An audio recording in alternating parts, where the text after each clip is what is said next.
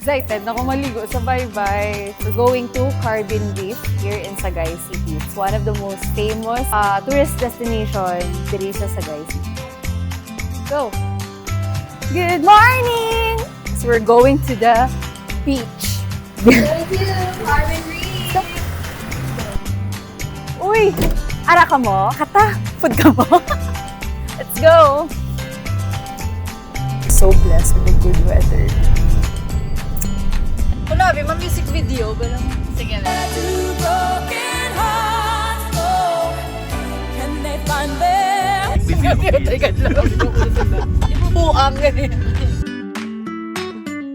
Good morning! We are here at Confiteria for our breakfast. So, let's go. Good morning, ma'am. Si Miss Rai mo po sa atin today. Yay! By the way, guys, our server for today, aton po nga pala is Ma'am Marijo. Hi! Of course, hindi pwede mag-start ang adlaw na wala pa sang kape sa ato nga sistema. So, can we have some brewed coffee? Coffee. Aga pa, pasabol na. The owner of Confiteria, si Miss Tiffany Ann. Mami, Hindi na kuman. We're on our way to Carbon Reef. Eme. Kanto kami sa City Hall. Ano kami kay Mayor, ma-courtesy call. Mayor! Sorry.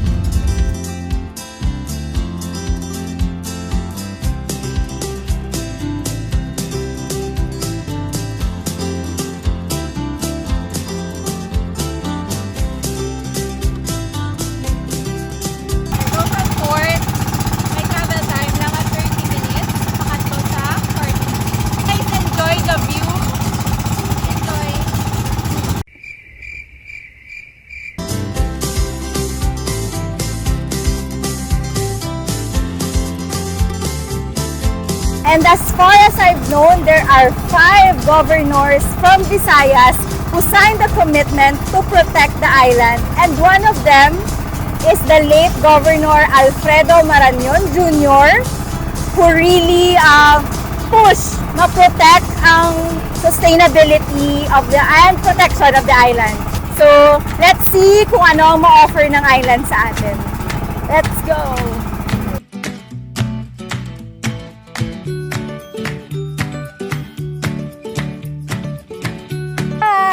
We're here na! Carbon Reef! Shucks! Tanami!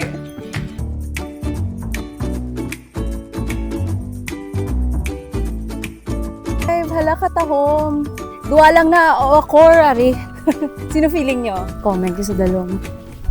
Fun tidbits dito sa Carbon. Ang aling balas na makita nyo, hindi na siya like purely sand. Mga crushed na siya nga mga seashells na napudpod over time. Sorry. Ang maning balas na ginamin ni Ma'am, crushed graham. Sorry. Manggala ko lang.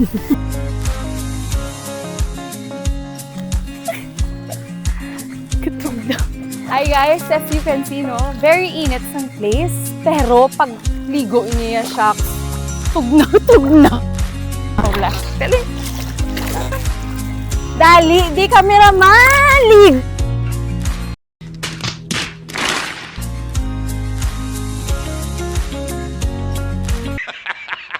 Guys, these are sigay shells.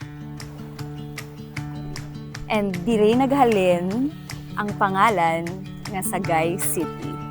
Diba? And so, bonggang Sagay! Sagay, sigay, sagay. Iba na alawin.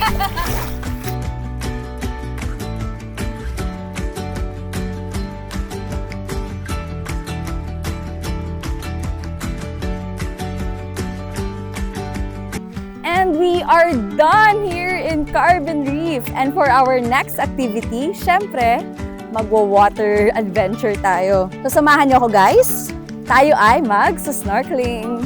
So guys, I'm here with Manong Andario. Manong, we just wanna know, ano gid ang mga pwede himuon kag ang mga hindi dapat obrahon? Kung mag-snorkeling ka, gananglan na antes ka manawag sa boat, ina-briefing ka sa guide para mabala nila kung ano ang mga palisi nga dapat himuon antes ka manawag sa tubig. Kay inasa para man sa safety sa amon sa bisita.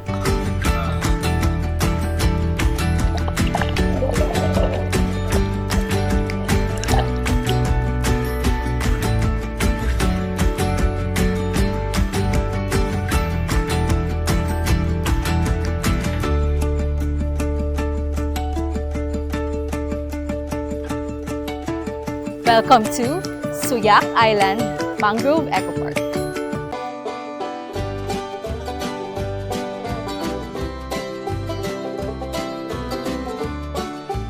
Suyak is a pro-community, pro-environment ecotourism project, and this is also the first community laboratory for sustainable tourism here in Sagay City.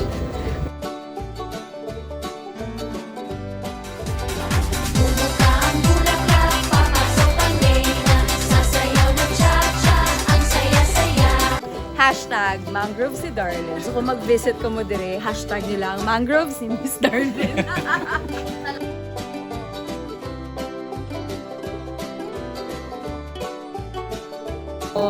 Mangrove forest is 15 hectares and then kita nyo na panimalay.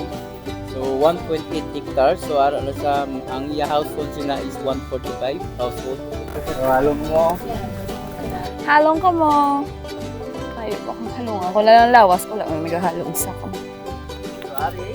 It was at this moment that he knew. He f***ed up. Pare ko.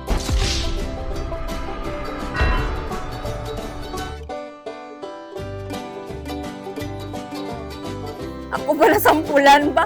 Isbali isa lang yan nung ginpanda mo sa ako. Ikatuwa, wala na. May ara man siya medyo may amoy sa gamay pero kamo na maganda kung ano yan.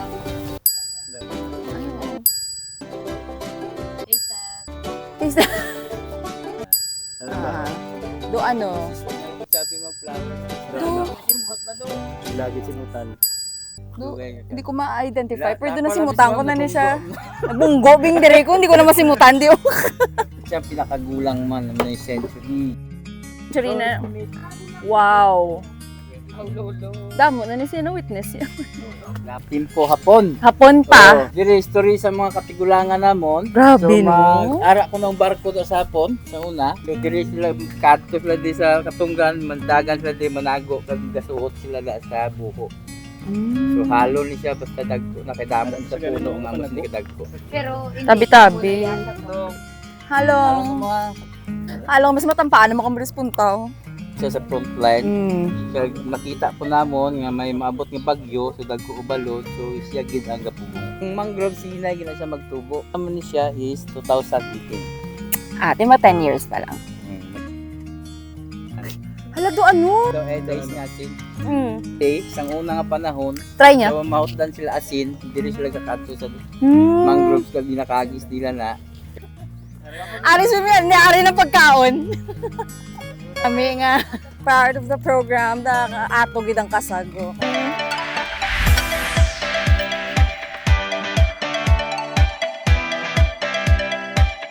Salad man ni ma'am. Fish salad. 10. Niwato na boy. Ano yun siya, mami? Mo yun siya recipe? Okay na sa. kain to ad ka pati kada yon. Yeah, boy.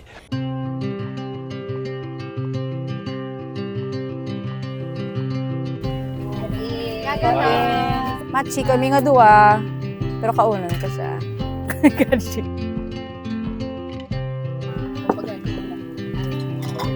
Sobrang sarap maglakad-lakad dito. Kasi ang presko at sobrang payapa. Alam niyo bang napaka-importante ng mga mangroves para sa dagat at para sa kalikasan? Alam niyo ba kung bakit? Kasi ako hindi ko alam. Joke. Pero ang mga mangroves talaga ang bigay ng protection sa atin tulad sa mga nakaraang sakuna like bagyo at kung ano-ano pa. So, kailangan talaga natin i-preserve at alagaan ang mga mangroves natin. Simple lang, no? Pero ramdam mo ang pagmamahal at pag-alaga nila para sa kalikasan.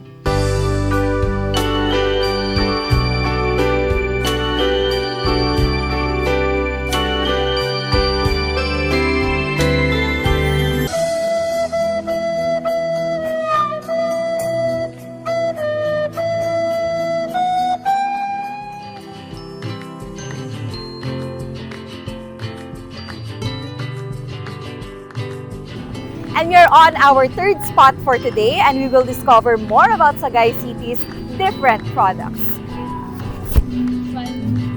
Welcome to Sagay City Product Showroom!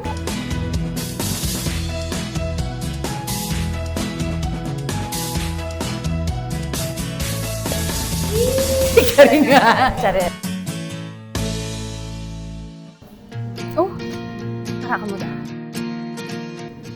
Arakamuda? Sa dason nga rin, di talaga kapagbuyan. Kabalo ko kung anong angay sa akon. Siyempre, ikaw lang. Okay. As you can see guys, these are weed products made by IP or indigenous people. So makita nyo gid nga very pulido no kay ari ang mga products kin pangabudlayan din niya sa mga IPs. So ginabuligan man sila sang government sang Sagay para ma-enhance ang ilang skills kag mabuligan man ang ilang livelihood. Tanay masuportahan ta sila by buying these products. If we are talking about desserts, this one is called pastil. It is made with caramelized condensed milk and biscuits. Madayet ka pa ha? Diet? Tanawan nyo. Uy, bay, may kunuho. Ang bulak ha, hindi ako. Artista ban.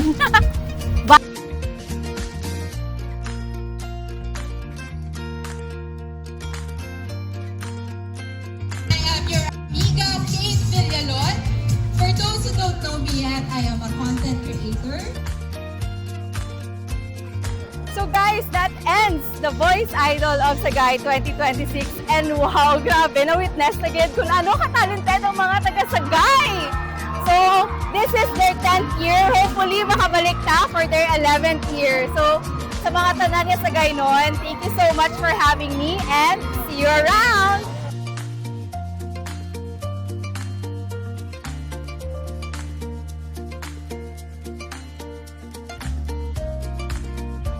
Approximately 10 hours later.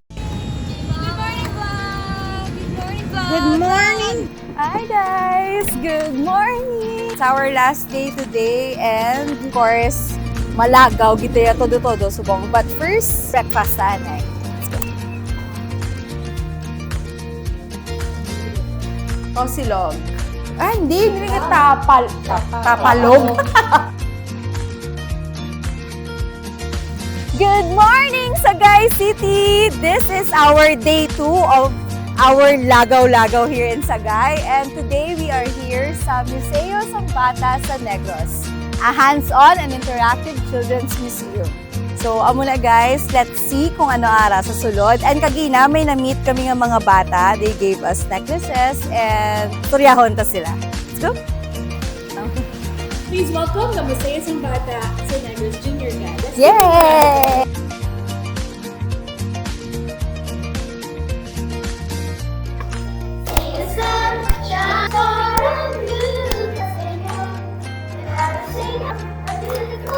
Amazing lang ito may Welcome to the Marine Story Gardens, located at the northern tip of Negros Island. My name is Sophia. This area is on the shoreline of Sagay. Coral is an animal that's made of mangroves, mangroves.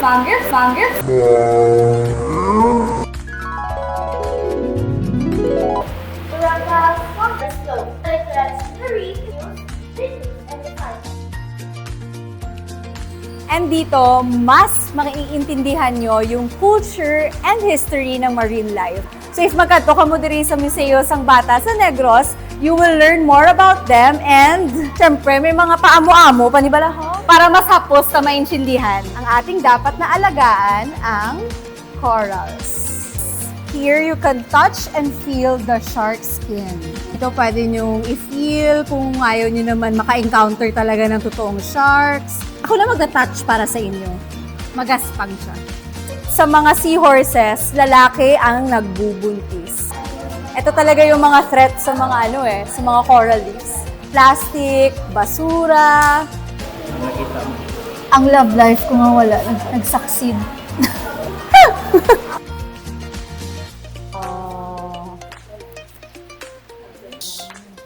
Pledge is very simple. It will be a lot of help for our environment. I pledge to be responsible of my garbages always. Guys, dito sa Museo Sang Bata sa Negros, dahil nandito kayo sa Sagay, mag-e-enjoy kayo at matututunan nyo how to preserve the marine life.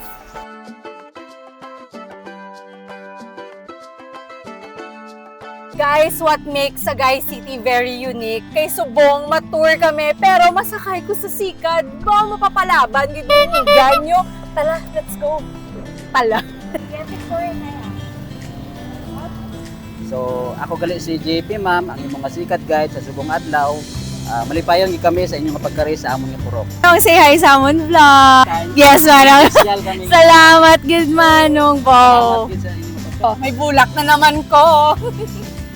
So guys, kisay, hindi nyo kilalan magnubyo. Sakay lang ka mo sa sikat, may bulak na ka mo. Bougainvillea. Burok Bougainvillea. Amo nang amon nga first nga, katuan. So,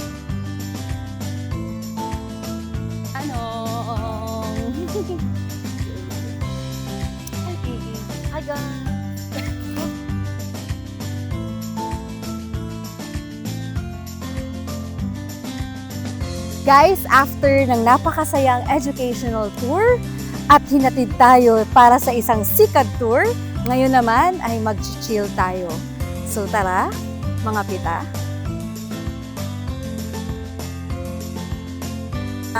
Good morning. Mga recycled na materials. Kanami.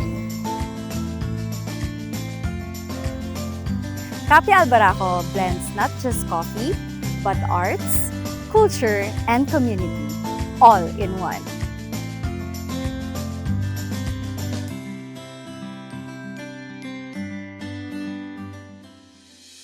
Para mag-ano siya, para mag-kabalo. Hindi ko kabalo. Mga siya na yun ginabuhan ba? Guys, sagad-sagad. Kuya, ito na, wala natapos ko. Gugmang makabuang. Ito talaga yung isang artwork that represents Negros Occidental. Saktong-saktong itong lugar na ito para magpahinga at balikan ang mga masasayang araw. Coffee by the beach.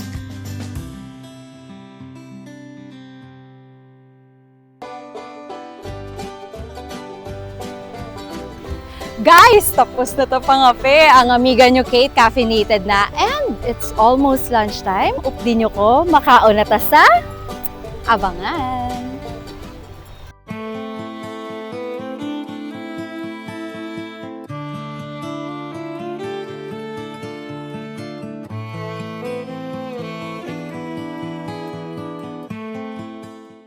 Hello mga pinalangga ko. After a long educational tour, I think I deserve some slow food. I am here at Palapala sa Vito and tara, kain tayo.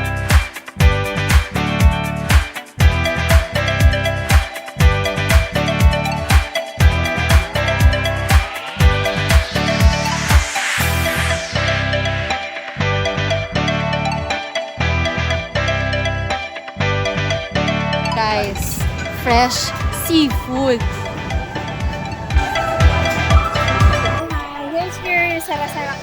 Si Ma'am Roslyn. Bali ma'am, ano ang process ng pag-ubra sang sara-sara? Process na ma'am is ang made from mais or corn. Ginsanlag siya ma'am or ginpaig. So muna siya nga nagitom na siya sa pot lang, then sa laon lang siya. Uy, andito na naman kayo. At dahil nandito kayo, isi-share ko sa inyo ang lasa ng sara-sara. Matapang siya. Parang kaya niya ako ipaglaban. Guys, I am done eating and I must say, sobrang sarap dito sa Palapala sa Vito. Not only because of the taste, but because everything here is natural. And when I say natural, walang preservatives, walang betchin, at kahit yung ketchup nila, sila yung gumagawa, at walang soft drinks. So everything here is healthy at yan ang nagpa 10 out of 10 for me. And with that, I say, #I love Sagay. That's it mga pinalangga. See you all under another sky. Take care, amping, halong, ingat, and don't forget, #I love Sagay.